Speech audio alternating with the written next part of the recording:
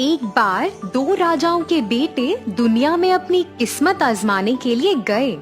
उन्होंने अपने परिवार को विदाई दी और अपने अपने रास्ते चल दिए।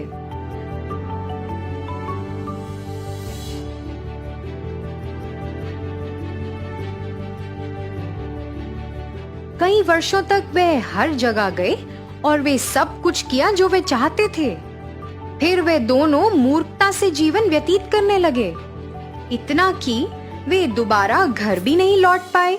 उनका परिवार उनके बारे में चिंतित हो गया था और उनके पास कोई सुराग भी नहीं था कि वह कहाँ हो सकते हैं। तब उनका भाई, जो कि एक बौना था, अपने भाइयों की तलाश में निकल गया। उसने लंबी यात्रा की और जैसा कि वो अपने भाइयों को जानता था, उसे पता चल गया कि वह कहाँ हो सकते हैं। अंत में उसने पाया कि वे तो केवल उस पर हंस रहे हैं। यह सोचकर कि वह कितना छोटा है और कितना आम आदमी है, ये क्या दुनिया की यात्रा करेगा। और वो दोनों जो इतने समझदार हैं, अभी तक आगे नहीं बढ़ पाए। वे सभी एक साथ अपनी यात्रा पर निकल गए और अंत में चींटियों की एक पहाड़ी के पास आ गए। दो बड़े भाइयों ने उसे खींच लिया, ये देखने के लिए कि उनके डर से बेचारी चींटियां अपने अंडे कैसे लेकर जाएंगी।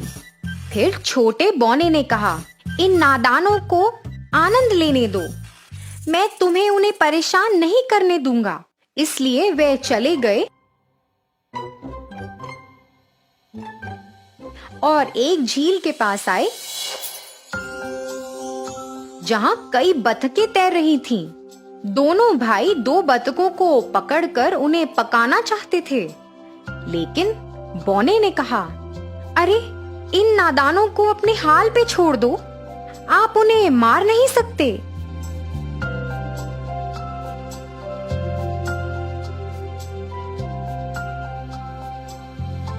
इसके बाद वे एक खोखले पेड़ में मधुमक्खियों के छत्ते के पास आए और इसमें इतना शहद था कि यह धड़ के नीचे तक टपक रहा था।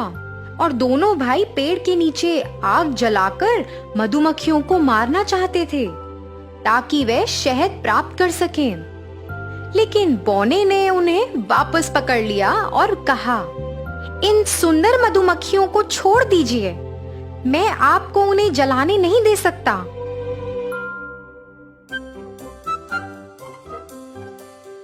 थोड़ी देर के बाद तीनों भाई एक मुग्ध महल में आए।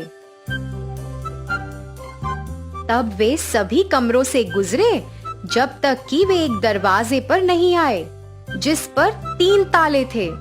लेकिन दरवाजे के बीच में एक खिड़की सी थी जिससे वे अगले कमरे में देख सकते थे। वहां उन्होंने एक मेज पर बैठे एक छोटे बूढ़े आदमी को देखा और उन्होंने उसे 1 या 2 बार बुलाया, लेकिन उसने नहीं सुना। जब उन्होंने उसे तीसरी बार बुलाया, वह उठकर उनके पास आया। वह कुछ बोला नहीं, लेकिन उन्हें पकड़ लिया और उन्हें सभी प्रकार के अच्छे भोजन और शरबत से भरी एक सुंदर मेज पर ले गया। जब उन्होंने अपना मन भरकर खा लिया, तो उन्होंने दोनों को एक बिस्तर कक्ष दिखाया ताकि वे आराम कर सकें। अगली सुबह वे सबसे बड़े व्यक्ति के पास आया और उसे एक संगमरमर की मेज पर ले गया जहां 3 गोलियां थीं, जिसमें महल के खंडित होने के तरीके की जानकारी थी। पहली गोली ने कहा, काई के नीचे लकड़ी के भीतर राजा की बेटी के 1000 मोती हैं। वे आपको ढूंढने हैं और यदि कोई सूर्यास्त तक नहीं मिल पाया तो ढूंढने वाला खुद संगमरमर में तब्दील हो जाएगा। सबसे बड़े भाई ने पूरे दिन मोतियों की तलाश की, लेकिन शाम हो गई और वो सिर्फ पहले 100 मोती तलाशने में ही सफल रहा, इसलिए उसे पत्थर में बदल दिया गया। अगले दिन दूसरे भाई ने इस कार्य को अंजाम दिया, लेकिन वह पहले भाई से बेहतर नहीं था, क्योंकि वह दूसरे 100 मोती ही पा सका और इसलिए वह भी पत्थर में बदल गया। आखिर में बौने की बारी आई और उसने काई में देखा, लेकिन यह मोती खोजना बहुत कठिन था और काम इतना थकाऊ था, तो वह एक पत्थर पर बैठ गया और रोने लगा। और जब वहां वह बैठा हुआ था, तो चींटियों का राजा, जिसका जीवन उसने बचाया था, 5000 चींटियों के साथ उसकी सहायता करने के लिए आया और उन्होंने सभी मोती ढूंढ लिए और उन्हें ढेर में रख दिया। फिर दूसरी गोली दिखाई दी और उसने कहा, राजकुमारी की शयन कक्ष की चाबी को झील से बाहर निकाला जाना चाहिए। और जैसे ही बौना झील के कगार पर आया, उसने 2 बतखों को देखा जिन्हें उसने बचाया था और उन्होंने डुबकी लगाई और जल्द ही नीचे से चाबी लेकर आ गए। तीसरा कार्य सबसे कठिन था। यह राजा की 3 बेटियों में सबसे छोटी और सबसे अच्छी बेटी को चुनना था।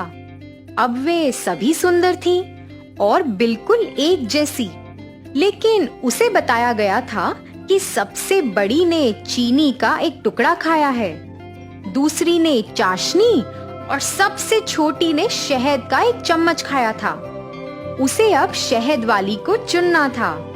तब मधुमक्खियों की रानी आई, जिसे आग से बौने ने बचाया था, और वह तीनों के होठों पर बैठी, लेकिन आखिर में वह शहद खाने वाली के होठों पर बैठ गई। और इसी तरह बौना जान गया कि वह सबसे छोटी बेटी है। इस प्रकार जादू टूट गया और जो भी पत्थर में बदल गए थे, वे अपने असली रूप में आ गए। बौने ने सबसे छोटी और सबसे अच्छी राजकुमारी से शादी कर ली और उसके पिता की मृत्यु के बाद राज किया। उसके भाइयों ने खुद को बदलने का वादा किया और बौने ने अन्य 2 बहनों की शादी अपने भाइयों से करा दी। तीनों भाई और उनकी पत्नियां सभी खुशी खुशी महल में साथ में रह रहे थे और जल्द ही अपने माता पिता से जुड़ गए। बौना एक दयालु और बुद्धिमान राजा था, जिसने अपने सभी छोटे जीव दोस्तों की मदद से राज किया।